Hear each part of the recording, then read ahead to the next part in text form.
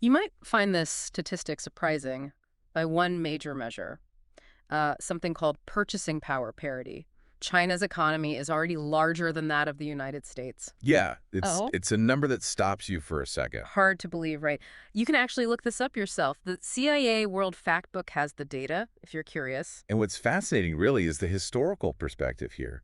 I mean, for the first time since what, the 1870s? The U.S. overtook Great Britain, yeah. Exactly. Hmm? For the first time since then, America faces a true peer competitor in economic terms. Hmm. You know, Lee Kuan Yew, the architect of modern Singapore, Mm-hmm.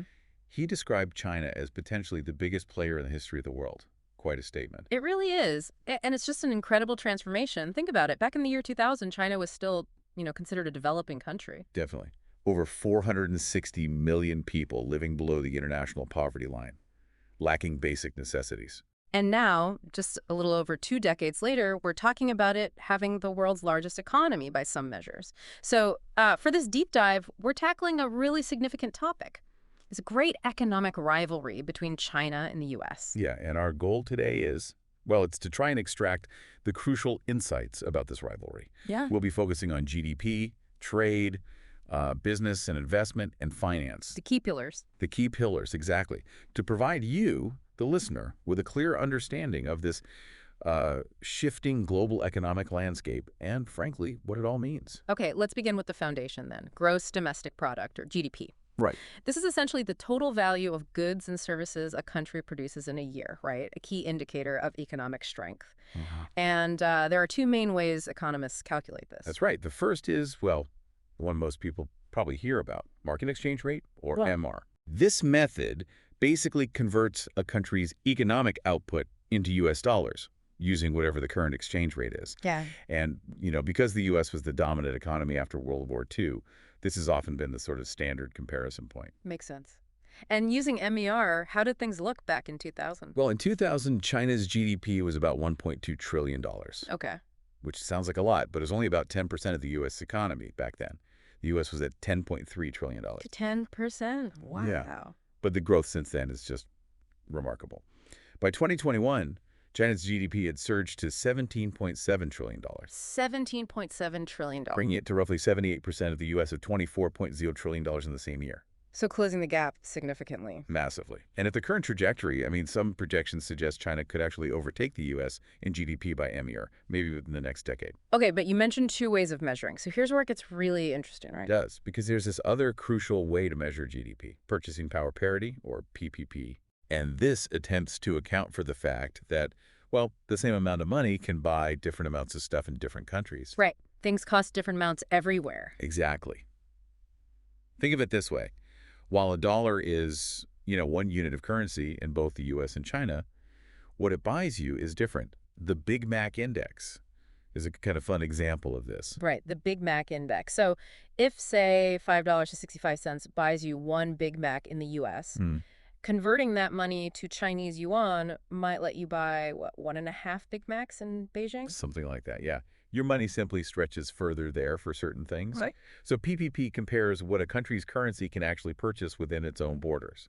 And it's important because both the CIA and the IMF actually consider PCP the most accurate way to compare the real size of national economy. Why is that more accurate? Because it better reflects the actual level of output, the volume of goods and services, and also the cost of living.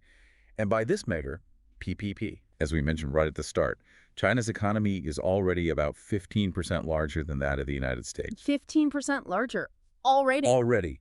And this greater purchasing power within China, it has significant implications, right? Right. For domestic consumption, the sheer size of their internal market, it makes it increasingly attractive for global businesses, Yep. even if their dollar-denominated output isn't quite the largest yet.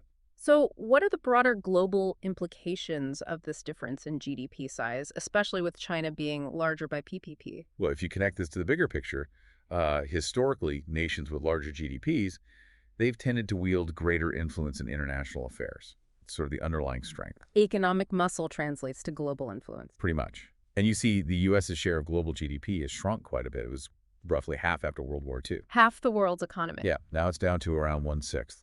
And at the same time, China has become this major pillar, a major engine of the global economy. It contributes significantly to worldwide growth, especially since the 2008 financial crisis.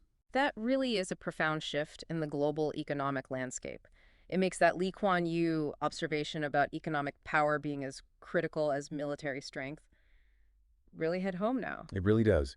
And it helps explain, I think, why China has increasingly used economic tools, economic leverage, to advance its interests on the world stage, which brings us neatly to our next pillar, trade. Right, trade. So at the start of the century, the U.S. was the main trading partner for most countries. Has that changed much? Oh, dramatically, yeah. Since China joined the World Trade Organization, the WTO, back in 2001, it has just steadily become the #1 trading partner for a majority of nations. A majority. Yeah. By 2018, something like 130 countries traded more with China than with the U.S. And in many cases, the volume, the amount of trade, was considerably higher. Wow. And beyond just the sheer volume, this shift has given China, well, strategic advantages, Yeah. influence over global supply chains, more negotiating power. And it's not just about playing in the existing system. China's actively shaping new trade frameworks too, isn't it? Absolutely. You've got the Regional Comprehensive Economic Partnership, Or RCEP. RTE, right. It's this massive trade agreement, mostly countries in Asia and the Pacific. It recently came into effect. It's actually the world's largest free trade bloc now, How large are we talking?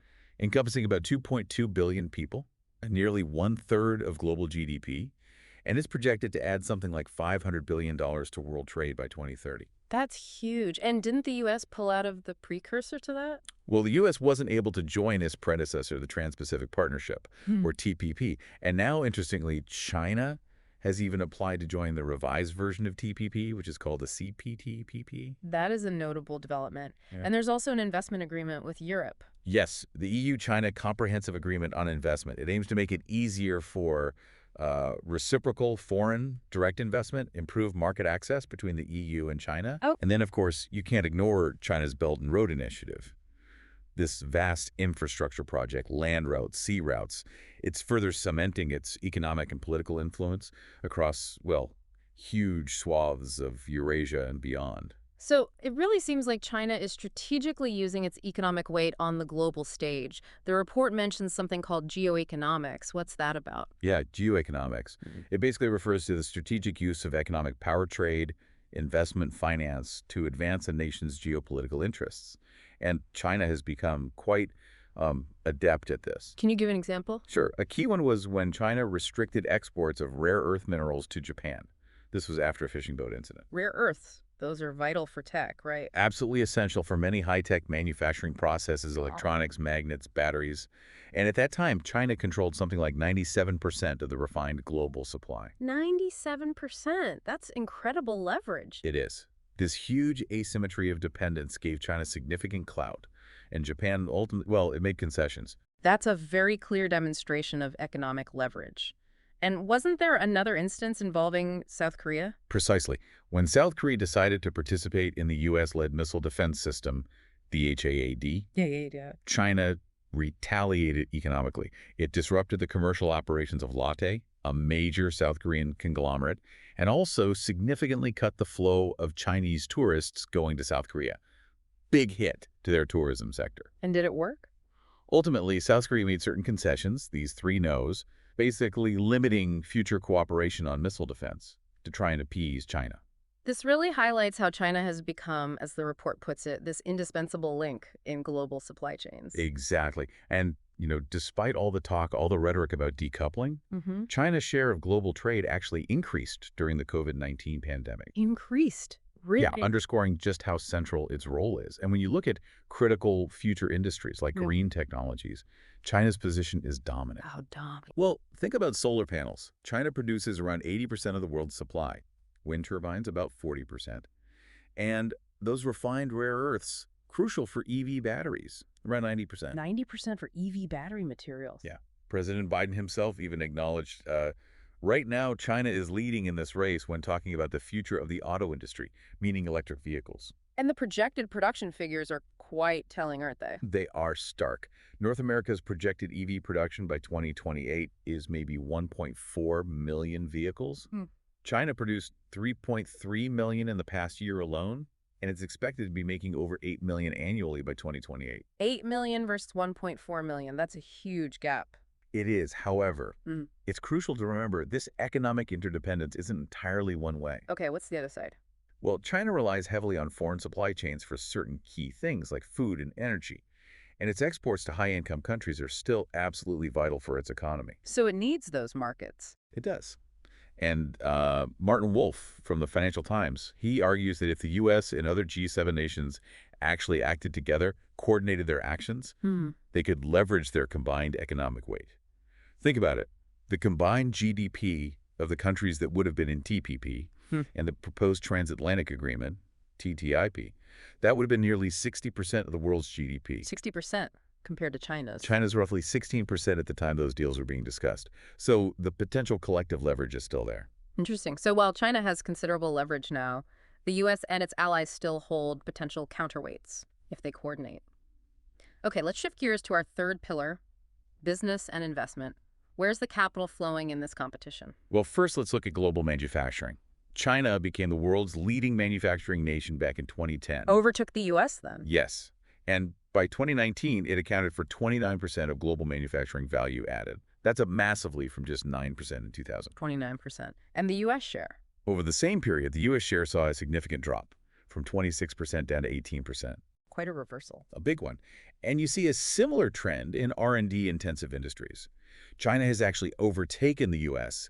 in what they call medium-high R&D sectors and is closing the gap fast in the high R&D industries. There's an index mentioned, the Competitive Industrial Performance Index. Right. That index shows the U.S. dropping from first place in 2000 down to fourth, while China climbed from 23rd all the way up to second, just behind Germany. Second place. But it's worth noting, I think the report said the U.S. still ranked higher in overall economic competitiveness, according to the World Economic Forum in 2019. That's a very important nuance, yes. Overall competitiveness is broader than just industrial performance. But looking at corporations, Yeah. when you examine the most valuable global companies, Fortune's Global 500 list, in 2020, China actually surpassed the U.S. for the first time in the number of companies on that list. More Global 500 companies than the U.S. in 2020. For the first time ever. So you're seeing China's corporate giants really rise in global prominence. Now let's look at where foreign capital, foreign direct investment is going. Right, FDI.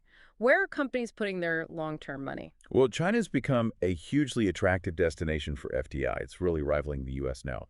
And in 2020, it was actually the largest recipient globally. The largest in 2020. Yes. FDI inflow to China grew something like fourfold between 2000 and 2020.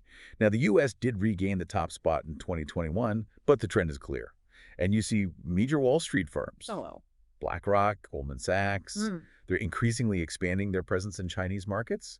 That signals, long-term confidence in China's economic growth, despite the volatility sometimes. And this was happening even during the trade war. Interestingly, yes. Even during the height of the Trump administration's trade tensions in 2019, U.S. FDI into China still increased. Fascinating. Businesses making long-term bets. Exactly. And one more point on this. Mm-hmm. Overall R&D investment, total spending. China's now pretty much neck and neck with the U.S. So huge investments in future growth. No. Okay, so despite all the geopolitical complexities, businesses and investors clearly see massive opportunities in China. Let's turn now to the flow of money itself, finance. Does the U.S. dollar still rule the roost? For now, yes. The U.S. definitely remains the undisputed leader of the global financial system. How so? Well, the dollar still accounts for the majority of foreign exchange reserves held by central banks, around 60%, though that's down a bit from maybe 70% historically. Still the lion's share. Oh, yeah. It's used in a dominant share of foreign exchange, trading something like 88%. Global payments via systems like SWIFT, about 38% in dollars. Trade invoicing, a huge amount, is still priced in dollars. So reports of the dollar's demise are exaggerated for now. For now, yes. Data from SWIFT even showed that dollar-mediated payments actually rose between 2012 and 2019. So the dollar still reigns supreme. Yeah. But there's a lot of talk about potential challengers. Right. The renminbi, the Chinese currency, the RMB. There's been loads of discussion about it challenging the dollar. Where does that stand? Well, the International Monetary Fund, the IMF, did include the RMB in its special drawing rights basket, the SDR, back in 2016. That was a big symbolic step. Mm-hmm. But its actual share of global reserves held by central banks is still pretty small, around 2%. Only 2%. That's tiny compared to the $1.60. It is. However, there's this concept of MAD, MAD? Mutual Assured Economic Disruption.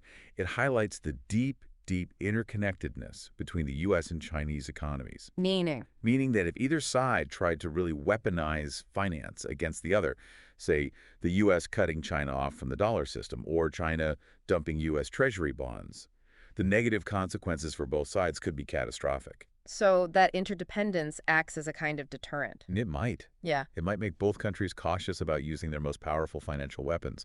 And the IMF itself has even suggested we might be moving towards a tripolar currency system: Tripole. dollar, euro, and RMB.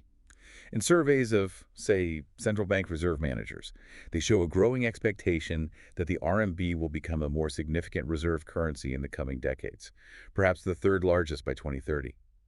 Even someone like Ray Dalio, the investor, foresees the RMB becoming a serious competitor. But there's still hurdles for the RMB, right? It's not fully convertible. Absolutely. That's a major one. The lack of full, free convertibility of the RMB and China's capital controls restrictions on money flowing in and out.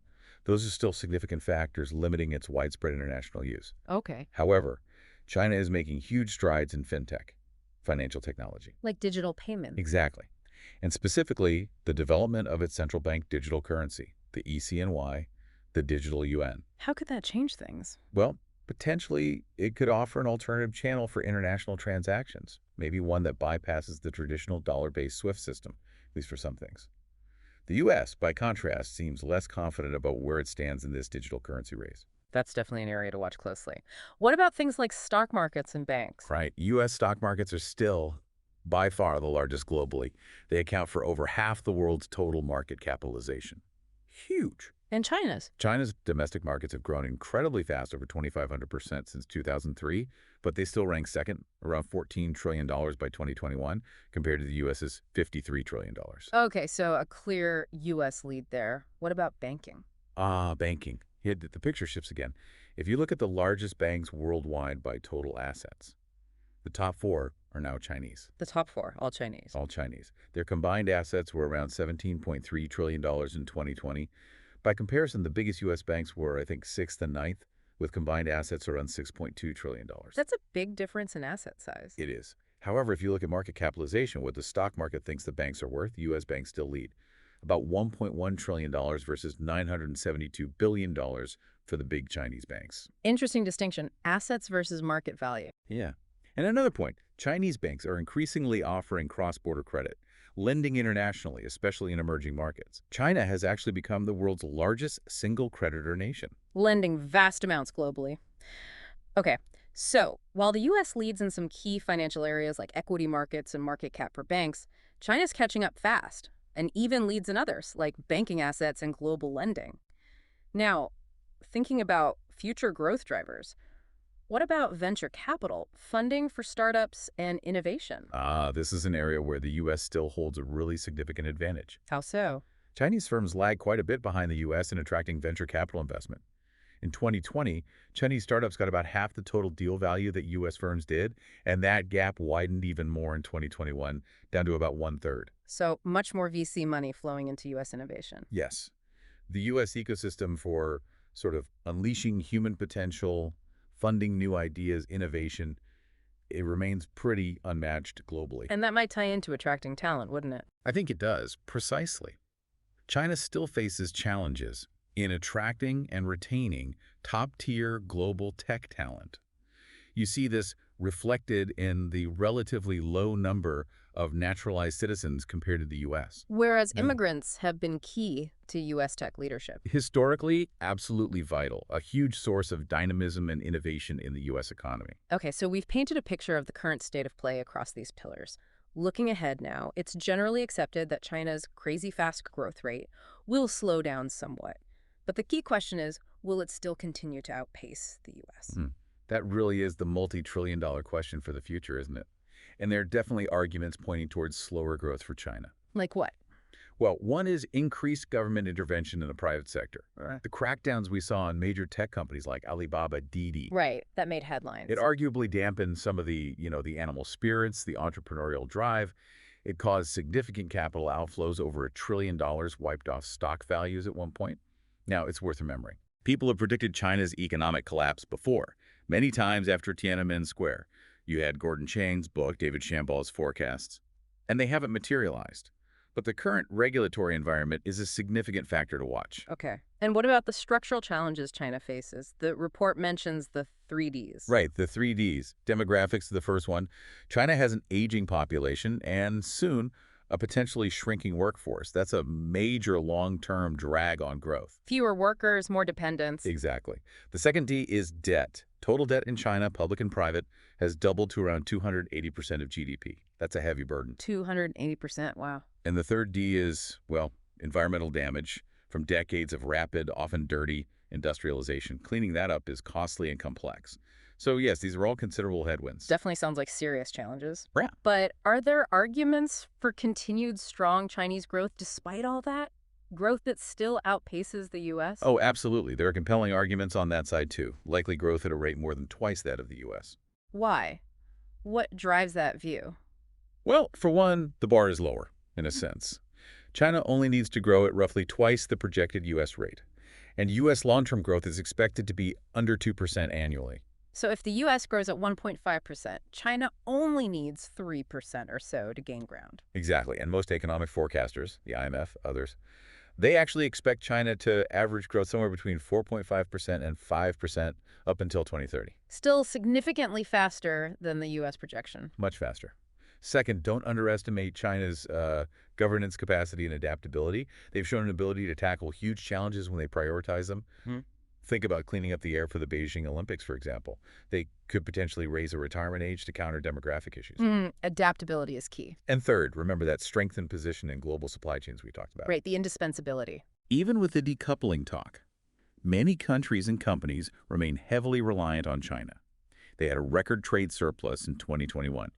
Their dominance in essential goods and green tech gives them leverage. The fear of economic consequences might deter many from seriously trying to constrain China. And it seems like big business is betting on China continuing to grow. Very much so. You hear public statements from leaders at huge U.S. companies, Elon Musk at Tesla, Tim Cook at Apple, CEOs of Qualcomm, NVIDIA, all emphasizing their long-term commitment to the Chinese market. They see it as essential. It seems so. And the big financial players, BlackRock, Bridgewater, Goldman Sachs, JP Morgan, they're all increasing their investments and presence there. Someone mentioned Starbucks is reportedly opening a new store in China every 12 hours. Every 12 hours, that's commitment. It signals a strong belief in the future of the Chinese consumer market.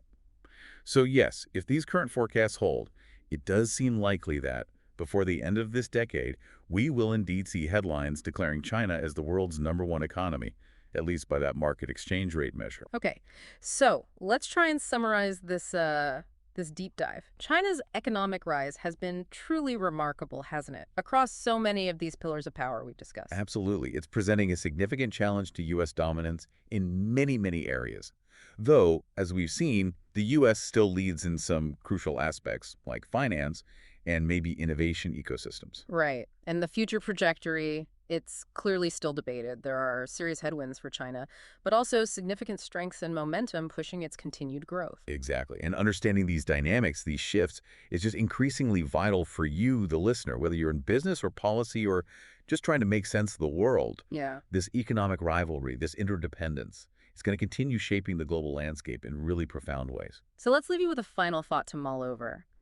Given these deep, complex economic ties, this interdependence, but also this clear rivalry, what unforeseen events or maybe policy shifts could most dramatically alter this future balance of economic power between the U.S. and China? Good question. And maybe even more relevant to your own life, what could it actually mean for you if the world's economic center of gravity really does continue its shift eastward?